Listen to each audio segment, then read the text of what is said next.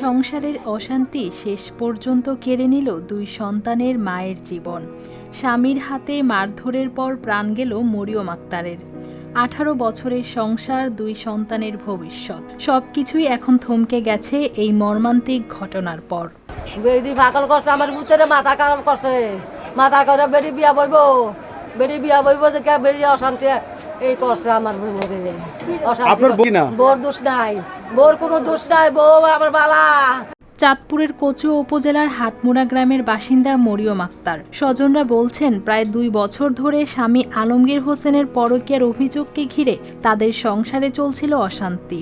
বিষয়টি নিয়ে একাধিকবার স্থানীয়ভাবে সালিশও হয়েছে, কিন্তু তাতেও থামেনি বিরোধ। পরকীয়ার কারণে হ্যার ফোন দেয়, হ্যাঁ সারাক্ষণ কুদুর কিছু বাইতে হলে ফোন দেয়, তাহলে আইলে হ্যাঁ গড়াইলে মাথা নষ্ট করে কই না, হ্যাঁ হ্যার কথা শুনলে হ্যার মাথা নষ্ট যায়। আমার বোনের দেখলে হ্যার ভালো লাগে না।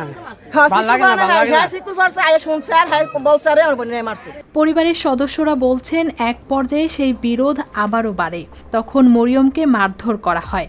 গুরুতর আহত অবস্থায় প্রথমে তাকে স্থানীয় একটি বেসরকারি হাসপাতালে নেওয়া হয়, পরে উন্নত চিকিৎসার জন্য ঢাকায় নেওয়ার পথে তার মৃত্যু হয়। পুরো পরিবার জুড়েই চলছে শোকের মাতম। আমার বাইর কোনোদিন খারাপ আসছিল না, আমার লগে কোনোদিন খারাপ আচরণ করে না, গালি করে না, কিন্তু আমার ভাইও এমন কোনোদিন করে না। আজকে 1 বছর ধরে মানে আমাদেরকে জানে শত্রুর মতন ভাবছি, মানে আম করে দেখতেই পারে না। মোট কথা মানে এই নারীর কারণে আমরা চাই এই নারীর বিচারক। ঘটনার পর অভিযুক্ত স্বামী আলমগীর হোসেন পালিয়ে যান। পরে তথ্য প্রযুক্তির সহায়তায় 24 ঘন্টার মধ্যে রংপুর থেকে তাকে গ্রেপ্তার করে কচুয়া থানা পুলিশ।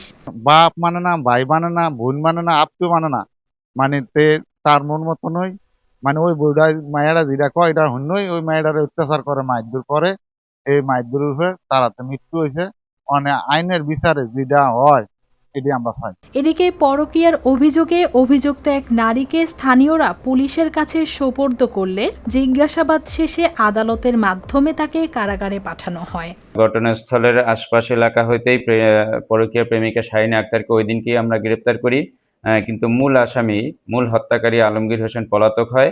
এর ঘটনার একদিন পরে অর্থাৎ গতকাল আমরা প্রযুক্তির সহায়তায় আমাদের তদন্তকারী অফিসার এবং ওসি তদন্ত এবং আমার সার্বিক নির্দেশনায় আমরা মূল হত্যাকারীর লোকেশন আইডেন্টিফাই করতে সক্ষম হই এবং তাকে রংপুর এলাকা থেকে তাৎক্ষণিক তার অবস্থান ট্রেস করা হয়।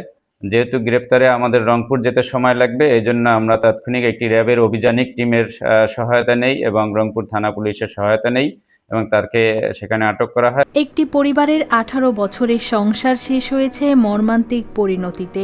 এখন 2 সন্তানকে ঘিরেই সব চিন্তা, আর স্বজনদের দাবি এই ঘটনার সুষ্ঠু বিচার নিশ্চিত করা হোক।